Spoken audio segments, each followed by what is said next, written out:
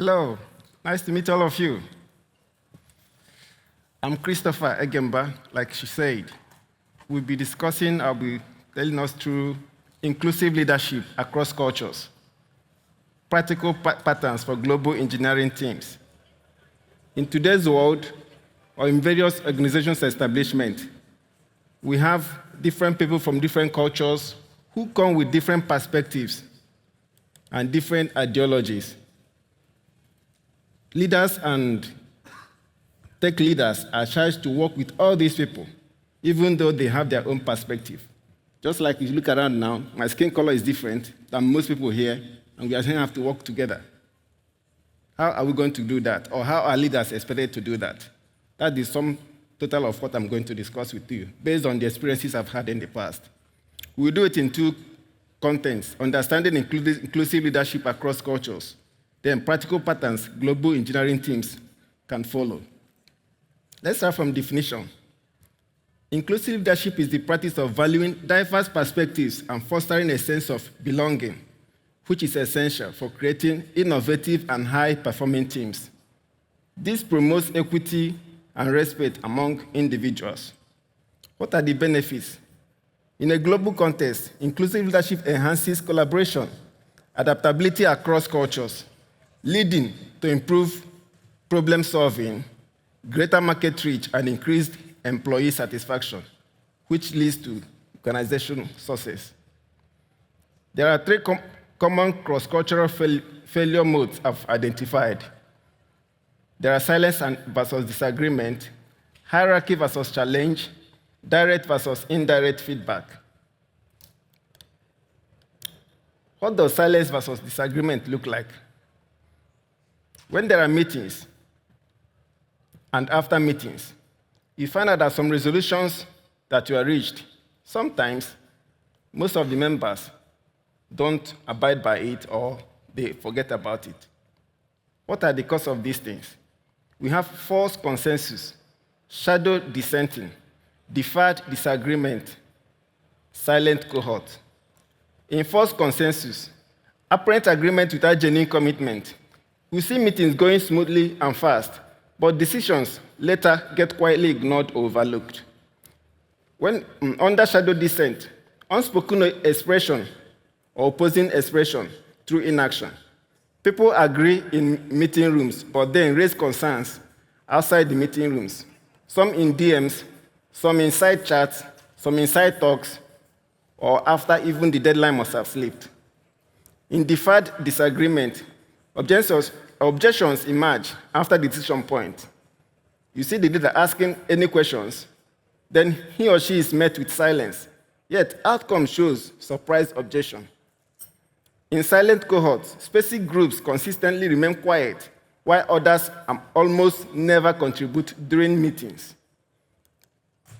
Why does this happen? There are cultural differences. There is language barrier.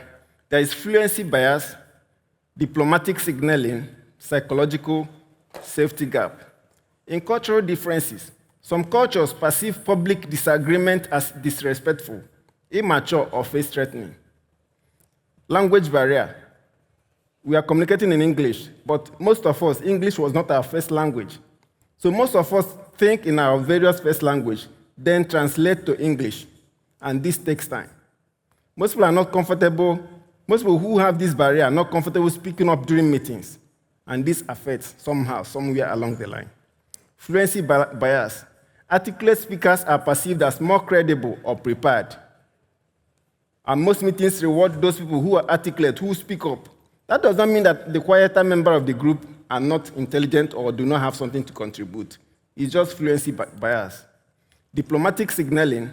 Disagreement is intentional, understood to preserve harmony.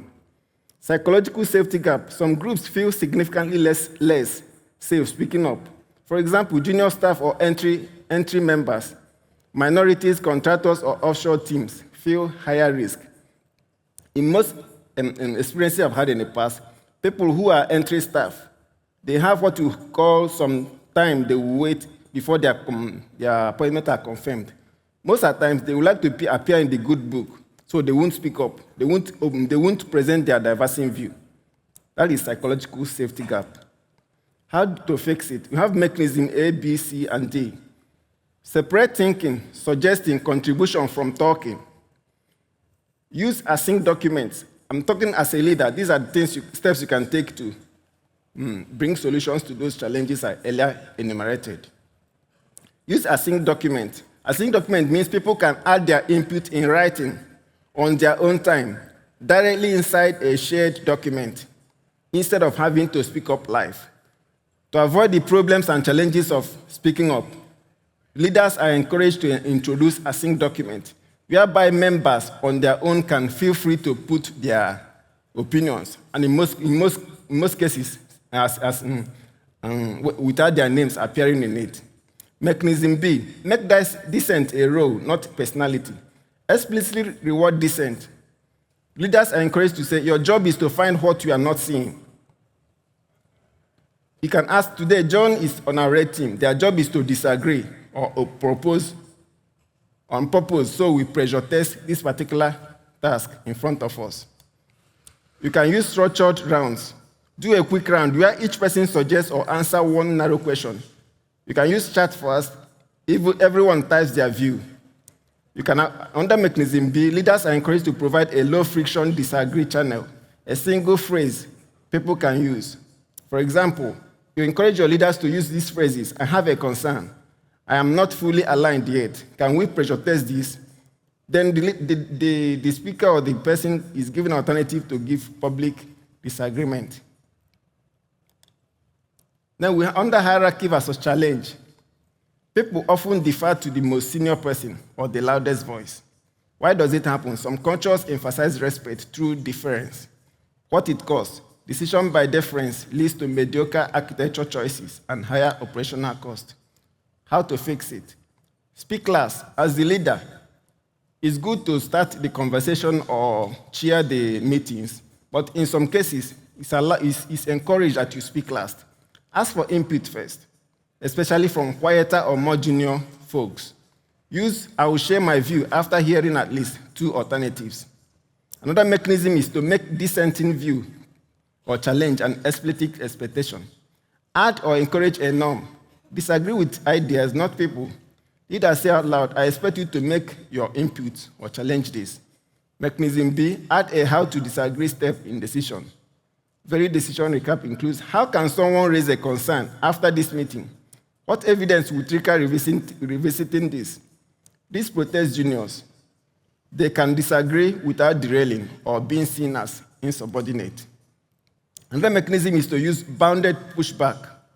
People often need a safe container to disagree. Example, give me 2 alternatives or trade-offs.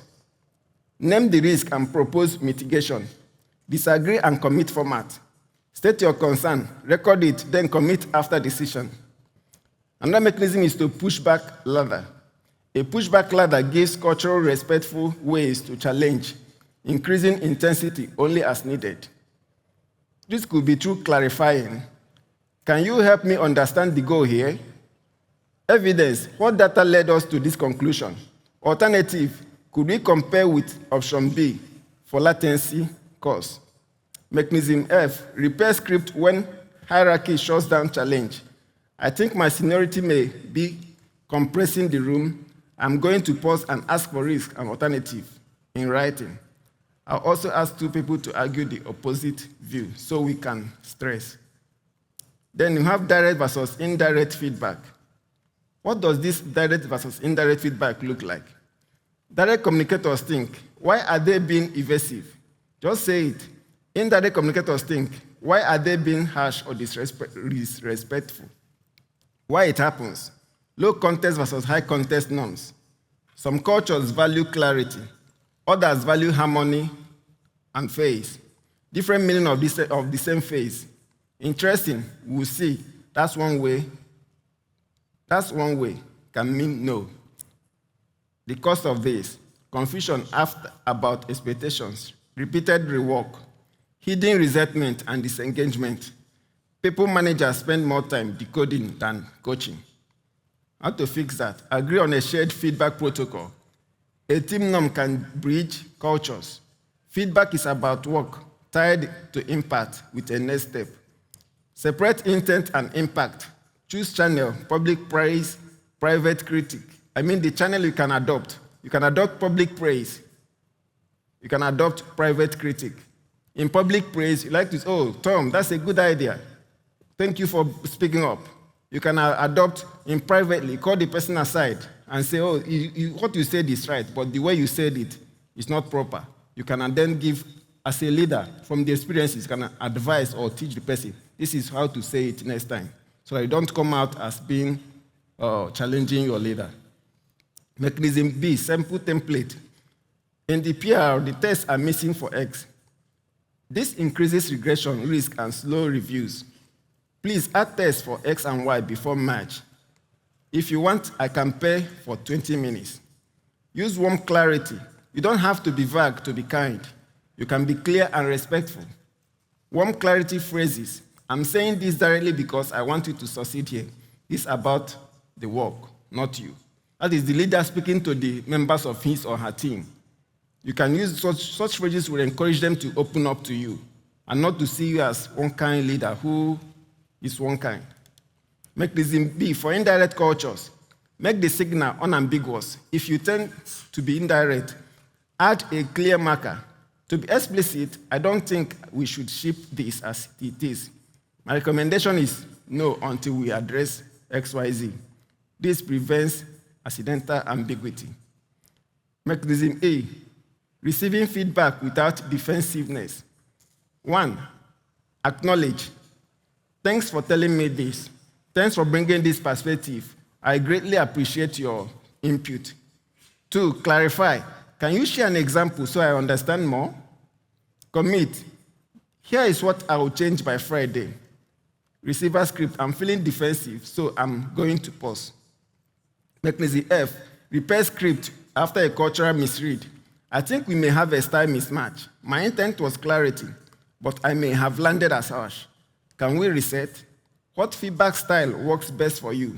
And how should we handle this going forward? Wrapping it all together.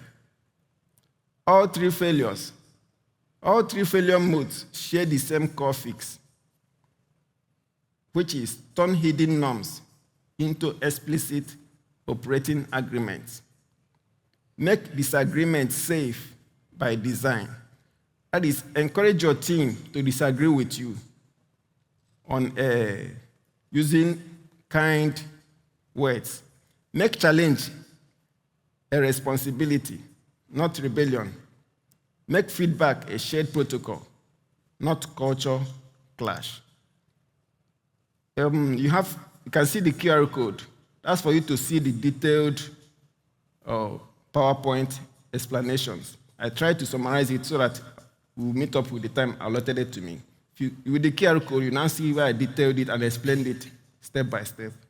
Thank you very much for your attention.